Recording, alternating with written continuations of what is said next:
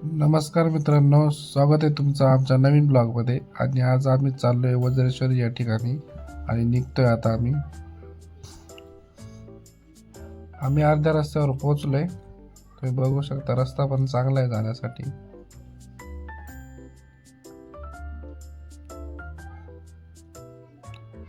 आपण मंदिराकडे चाललोय. ज्या मंदिराकडे चाललोय त्याचं खास वैशिष्ट्य आहे वज्रेश्वरी देवीचं मंदिर. हे खूप प्राचीन काळापासून स्थित आहे त्या ठिकाणी.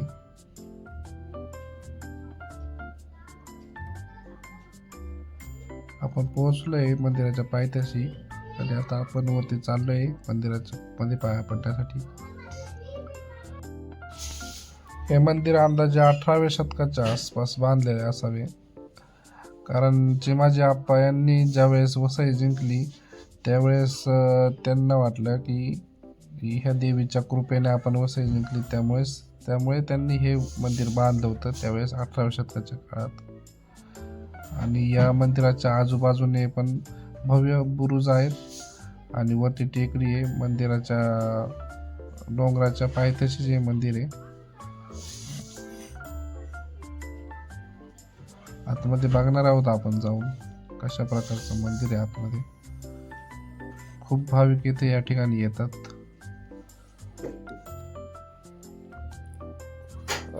शनिवारी रविवारी खूप गर्दी असते या ठिकाणी. आणि आता आपण आतमध्ये आलोय, दर्शनासाठी जाणार आहे. या ठिकाणी प्रसाद आहे भरपूर प्रमाणात. आपण चाललोय आता या ठिकाणी. आपण ओटी भरण घेतलेलं आहे देवीसाठी.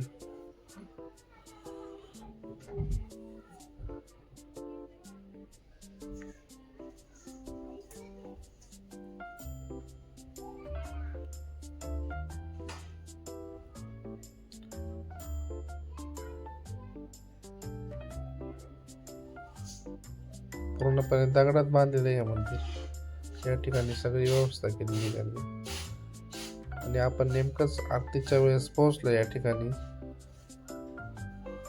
आपल्या नशिबात आरती होती त्यामुळे मग आपण आरतीच्या वेळेस पोहोचले. आणि आरती चालू असल्यामुळे मग लोकांची गर्दी या ठिकाणी भरपूर आहे.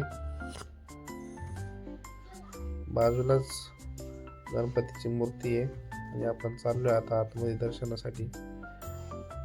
मोबाईल वापरण्यास बंदी आहे या ठिकाणी. मोबाईलमध्ये व्हिडिओ फोटो वगैरे काढून देत नाहीयेत.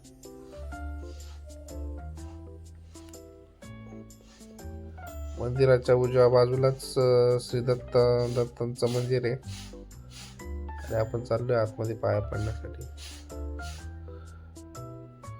या वज्रेश्वरी मंदिराच्या आजूबाजूलाच भरपूर छोटे छोटे मंदिर आहेत.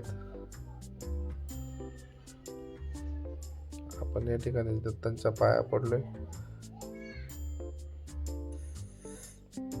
आणि आपण परिक्रमा करून बाहेर जाणार आहोत.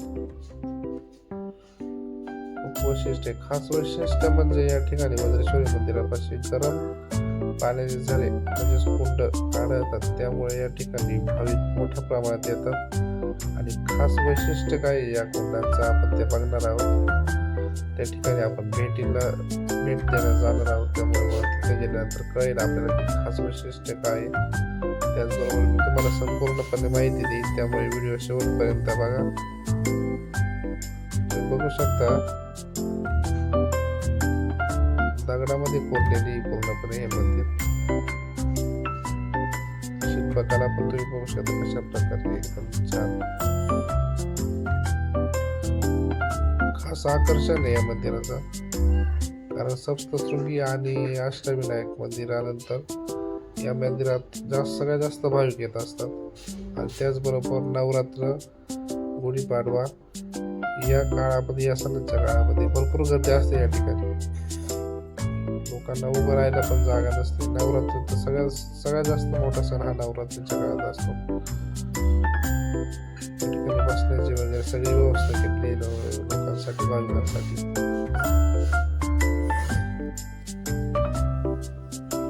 आम्ही चाललोय मंदिराच्या डाव्या बाजूला.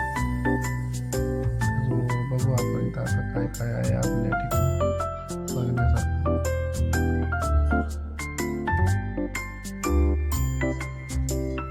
पाण्याची व्यवस्था पण केलेली त्यांनी.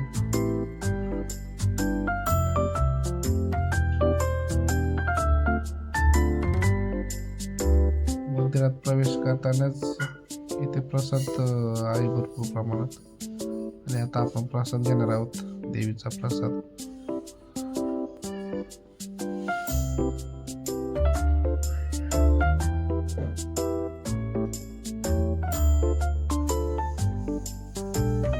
प्रसाद घेऊन झाला आणि आपण आता मंदिराच्या डाव्या बाजूला जाणार आहोत, जिथं महादेवाचं मंदिर आहे. छोटं महादेवाच्या पिंडी आहेत भरपूर.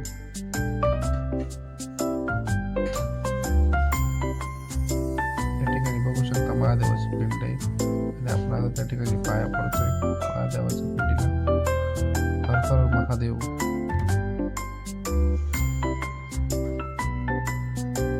महादेवाच्या पिंडीला आपण पाया पडलो आणि आपण आतमध्ये महादेवाच्या मंदिरात पाया पडण्यासाठी जात आहोत.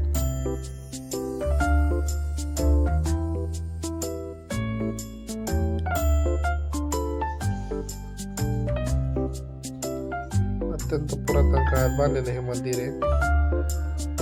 महादेवाच्या पाया पडलो आणि आता आपण बाहेर निघणार आहोत. प्राचीन इतिहास आहे या मंदिराचा. बघू शकता तुम्ही कसं आहे भव्य दिव्य मंदिर. बाजूने किती मोठी कमानी आणि निसर्गरम्य वातावरण आहे. एकदम थंड वातावरण वाटतं. कितीही उन्हात जरी गेलो तरी आपण मंदिरात ज्या वेळेस आपण प्रवेश करतो त्यावेळेस आपल्याला एकदम थंड वातावरण अनुभवास मिळतो. त्याचबरोबर आपण आजूबाजूचा परिसर पण बघूया कसा आहे कसा.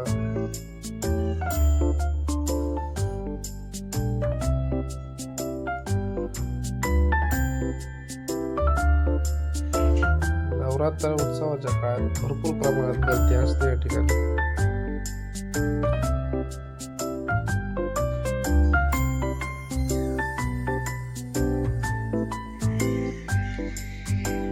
बघू शकता लोक किती मोठ्या प्रमाणात भाविक येतात. मंदिराची वास्तुशिल्प कला कशी आहे बघा. मंदिराची रचना किती सुंदर पद्धतीने केली आहे. बाहेरचा निसर्ग बघा किती झाडे. इथेच समोर बाहेर उजव्या बाजूला हनुमानाचं छोटस मंदिर आहे.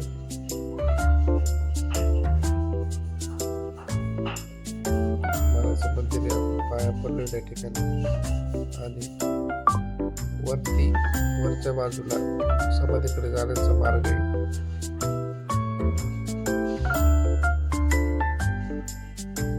संत चैतन्य मार्गाने समाधी घेतलेली. आणि आता आपण उतरतोय खाली. दर्शन घेऊन झाले आपण उतरतोय खाली. आणि आता खास आकर्षण म्हणजे आपण कुंड बघण्यासाठी जाणार आहोत, ज्या ठिकाणी गरम पाण्याचे कुंड आहेत. अनुभव आपण बघणार आहोत. ज्यावेळेस आपण मंदिरात प्रवेश करतो त्यावेळेस या ठिकाणी आपण फुलं वगैरे हार वगैरे सगळं काही घेऊ शकतो देवीला अर्पण करण्यासाठी. आणि आता इथूनच पुढे 2 किलोमीटर अंतरावरती गरम पाण्याचे कुंड आहेत आणि ते आपण बघण्यासाठी जाणार आहोत. आपण निघतोय आपण आता इथून.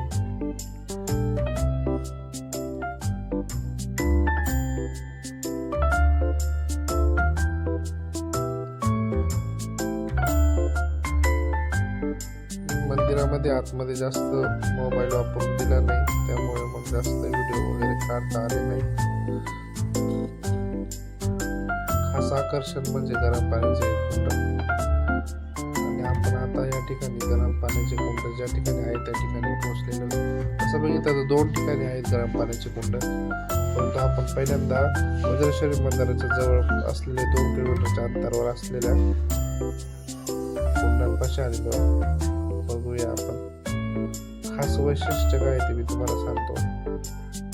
काही काळापूर्वी या ठिकाणी ज्वालामुखीचा उद्रेक होऊन तो लावा जो पसरला होता या ठिकाणी, त्यामुळे या ठिकाणी हे गरम पाण्याचे कुंड आढळतात.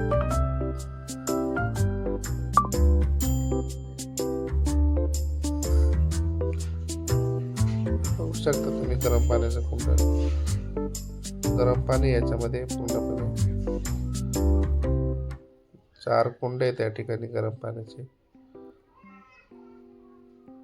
बघू शकता मी पाय टाकून बसलेलो त्यामध्ये आणि अत्यंत गरम पाणी त्याच्यामध्ये.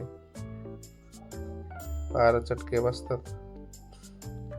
आणि आपण जाणार आहोत आता दुसऱ्या ठिकाणी आलेलो आहोत. या ठिकाणी बघू शकता नदी पात्रामध्ये गरम पाण्याचे कुंड आहेत. याचं वैशिष्ट्य म्हणजे ज्या वेळेस पावसाचं पाणी जमिनीत पडतं काही अंतरावरती ज्वालामुखीचे जन्य खडक अजूनही अस्तित्वात आहेत आणि त्या ठिकाणावरून ते पाणी गरम झाल्यानंतर बाष्पीभवनाच्या पद्धतीने ते वरती येतं आणि ते या कुंडांमध्ये आढळतं. त्यामुळे ते नैसर्गिकरित्या हे पाणी गरमच असतं.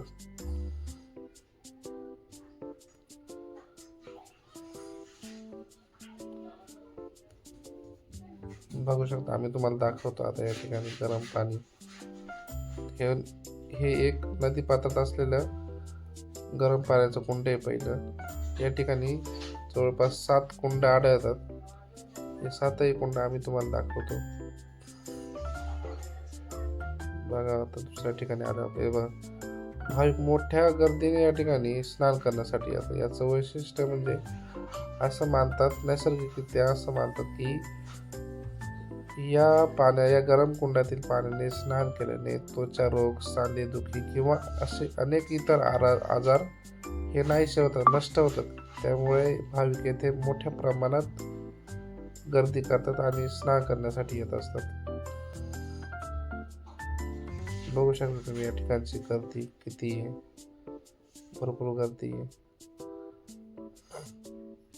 आजूबाजूचा परिसर पण बघू शकता. येथील लोकांचा उदरनिर्वाहाचं साधन म्हणजे हे टेंट वगैरे बांधले त्यांनी मोठे. बसण्यासाठी जागा वगैरे केलेली आहे आणि या ठिकाणी गाडी पार्किंगची व्यवस्था पण केलेली आहे. त्याचबरोबर स्नान करून आल्यानंतर कपडे बदलण्याची व्यवस्था पण या लोकांनी इथे स्थानिक रहिवाशांनी इथे केलेली आहे, जेणेकरून त्यांचं उदरनिर्वाहाचं साधनच ते आहे. लोकांना आलेल्या भाविकांना गैरसोय होणार नाही याची पण काळजी त्यांनी घेतलेली आहे. समोर साईबाबाचं मंदिर आहे, बघू शकता तुम्ही. इथं बसण्याची व्यवस्था पण बघा किती चांगल्या प्रकारे केलेली त्यांनी. आलेल्या भाविकांना कोणताही प्रकारचा त्रास होता कामा नये. येथे स्थानिक रहिवाशांनी त्याची काळजी घेतलेली आहे आणि यातूनच मिळणाऱ्या उत्पन्नातून त्यांचा उदरनिर्वाह होत असतो. हे बघा समोर कपडे बदलण्यासाठी केलेली व्यवस्था.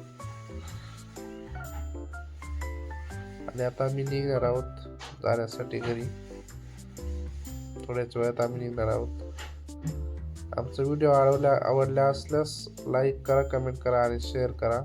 आणि असेच नवनवीन व्हिडिओ बघण्यासाठी आमच्या चॅनलला सबस्क्राईब करायला विसरू नका.